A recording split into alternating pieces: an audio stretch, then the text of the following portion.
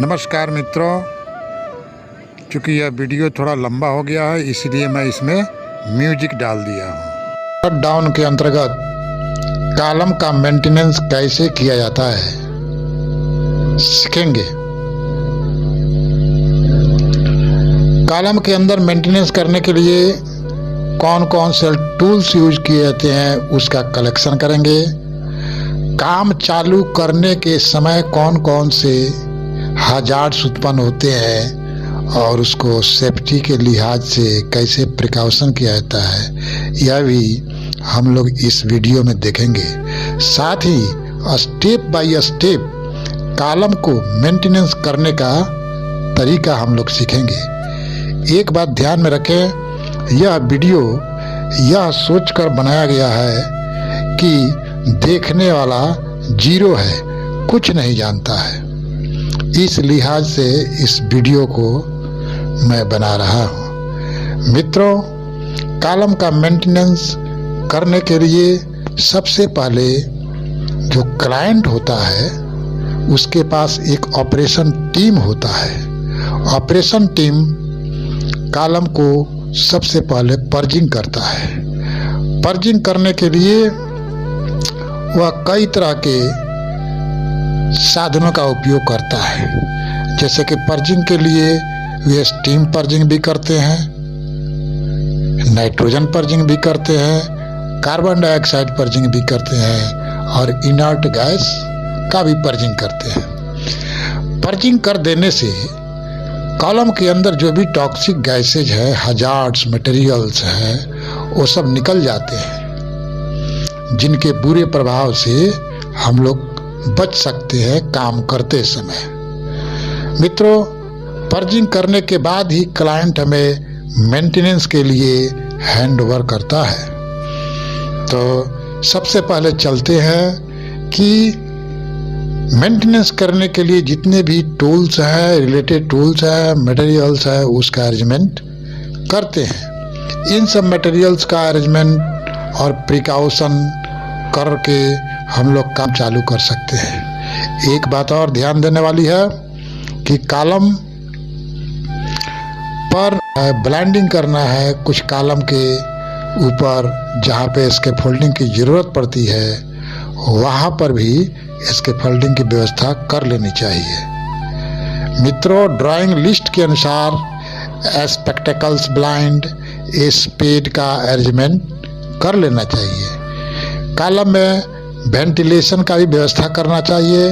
इसके लिए हम लोग air compressor, air hoses, fire hoses, ejector, exhaust fan वगैरह का व्यवस्था करते हैं। साथ ही फायर एक्सटिंग्विशर का भी व्यवस्था कर लेना चाहिए। इसके अलावा जो है कि कॉलम के अंदर लाइटिंग के लिए भी सफिशिएंट व्यवस्था होनी चाहिए। इसके लिए हम लोग क्या करते हैं मित्रों, हम लोग जो है कि 24 वोल्ट का फायर प्रूफ हैंड लैम्प का उपयोग या फिर हैंड टॉर्च का व्यवस्था करते हैं।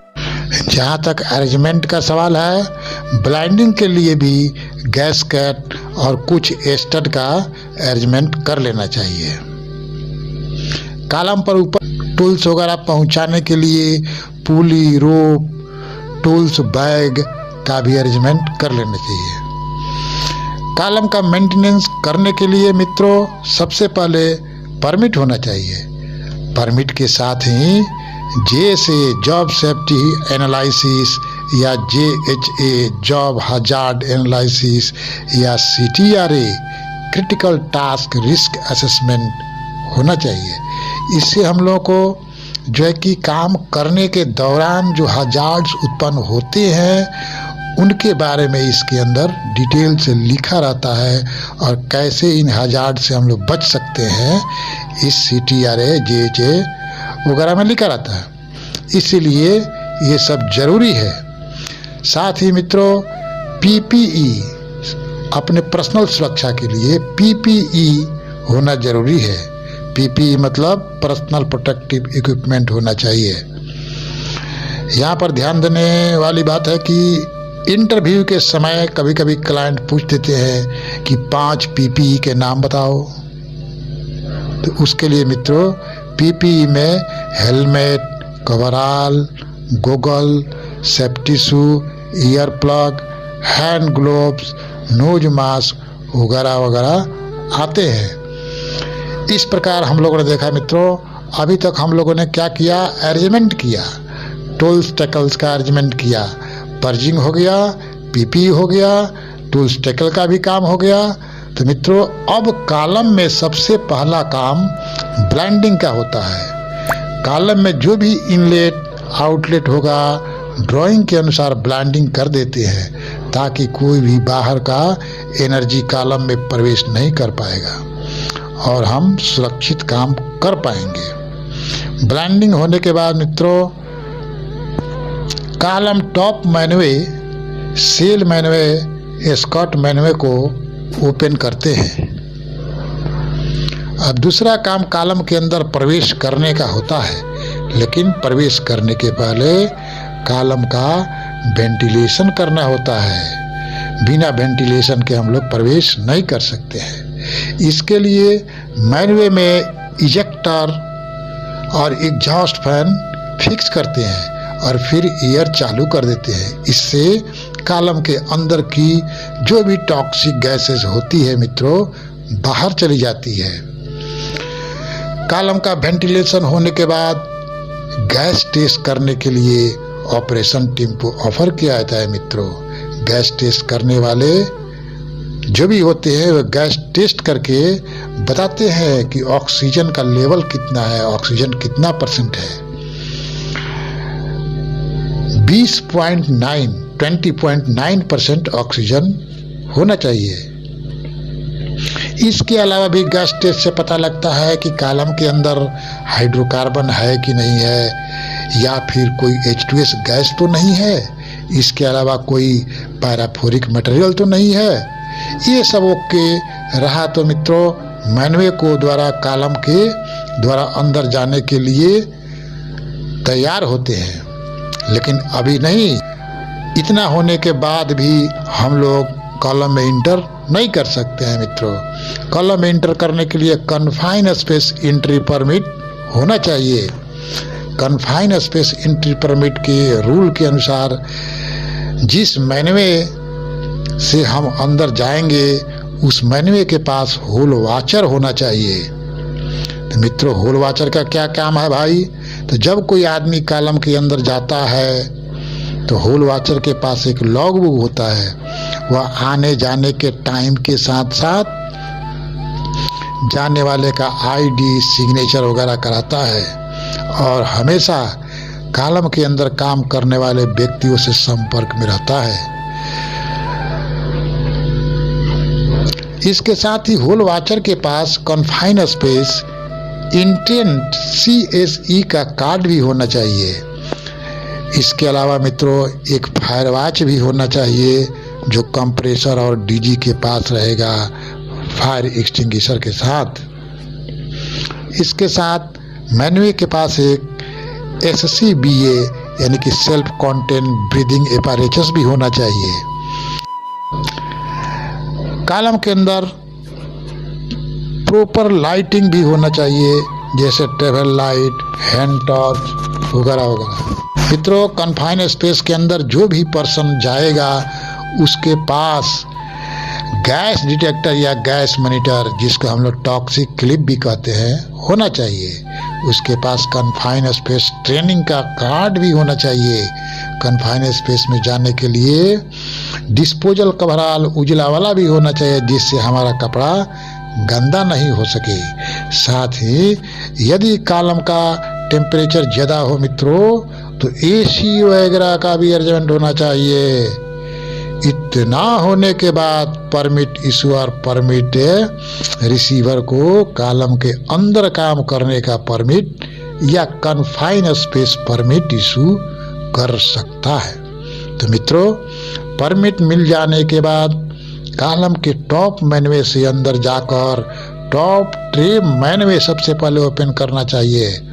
यहाँ पर ध्यान देने वाली बात है कि इंटरव्यू में क्लाइंट पूछता है कि कॉलम के अंदर जाने के लिए परमिट वगैरह सब कुछ व्यवस्था हो जाने के बाद आप कॉलम के अंदर किधर से इंटर करेंगे, टॉप से कि बॉटम से?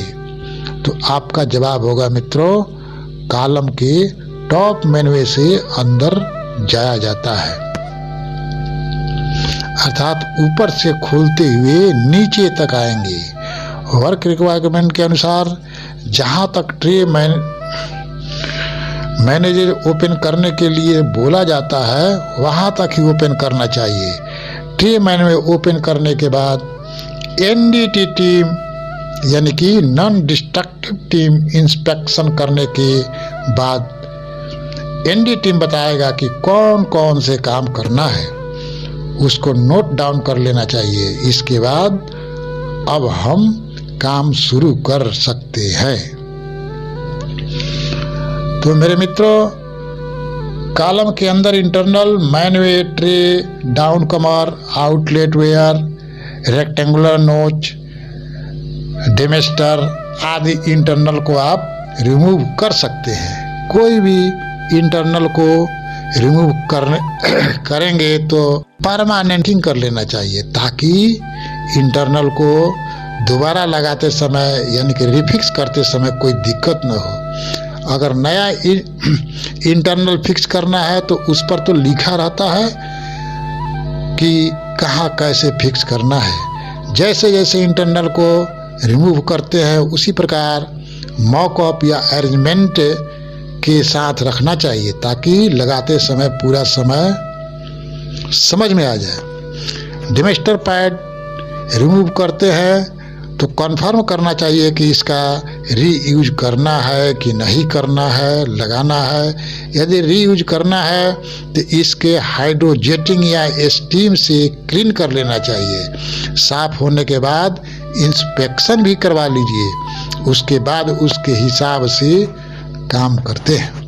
मित्रों, यदि डिस्ट्रीब्यूटर पाइप रिमूव करते हैं तो चेक करते हैं कि यह कहीं चौक तो नहीं है। यदि चौक है तो उसको क्लीन करते हैं, यदि क्रैक है और खराब है तो उसके चेंज कर देते हैं। मित्रों, अगला काम कॉलम के अंदर सेल, इंटरनल सरफेस और वेल्डिंग ज्वाइंट को वायर ब्रश, स्क्रैपर या बफिंग के द्वारा क्लीन करते हैं। उसके बाद इंस्पेक्शन करवाते हैं। इंस्पेक्शन के बाद जो भी इंटरनल को लगाना हो तो उसको रिफिक्स करते हैं। कॉलम के सेल के आउटसाइड नोजल और थर्मोकपूल या थर्मोवेल लगा होता है मित्रों, उसे भी ओपन करके चेक करते हैं कहीं चौक तो नहीं है। अगर चौक है तो अच्छे से क्लीन करके रिफिक्स करते हैं। अब जो भी इंटरनल इक्विपमेंट ओपन किया जाता है उसको फाइनल बॉक्सअप कर सकते हैं। जब भी ट्रे मैनुअल बंद करना हो तो बॉटम से टॉप की ओर बढ़ेंगे। क्यूसी भी लेयर बाय लेयर पीछे से चेक करते चलता है। जब कॉलम बड़ा डाया का होता है मित्रों तो एक लेयर में 3-4 मैनुअल होते हैं और 20 से 22 लेयर होते हैं। यदि कॉलम छोटा डाया का होता है तो मैनुअल एक ही होता है और लेयर 16 से 18 होते हैं। कोई इंटरनल पार्ट क्लैंप हो गया, बोल्ट हो गया, ETC मिसिंग नहीं होना चाहिए। मैनुअल बोल्ट प्रॉपर टाइट होना चाहिए मित्रों। कॉलम का बॉक्स अप करने के पहले गैस्केट को, एरिया को WD-40 वायर ब्रश आदि से अच्छे से क्लीन कर लेना चाहिए। QC या ऑपरेशन टीम से गैस्केट का रेटिंग चेक करवा लेना चाहिए और उसके बाद देख रेख में फाइनल बॉक्सअप कर देना चाहिए। फाइनल बॉक्सअप होने के बाद मैनुअल को जितना टॉर्किंग वैल्यू होगा उतना पर टॉर्किंग करवा देना चाहिए। अब अगला स्टेप डी ब्लाइंडिंग क्या होता है मित्रों? ब्लाइंड लिस्ट के अनुसार सीक्वेंस में सेफ्टी के साथ डी ब्लाइंडिंग कर देना चाहिए और डी ब्लाइंडिंग होने के बाद कॉलम को इर्द गिर्द अच्छे से हाउसकीपिंग कर लेना चाहिए। मैं आशा करता हूँ मित्रों आप लोगों को यह कॉलम मेंटेनेंस से रिलेटेड वीडियो पसंद आएगा। अगर कोई टॉपिक छूट गया है तो आप कमेंट करें, मैं उसको ऐड करने का कोशिश करूँगा। धन्यवाद।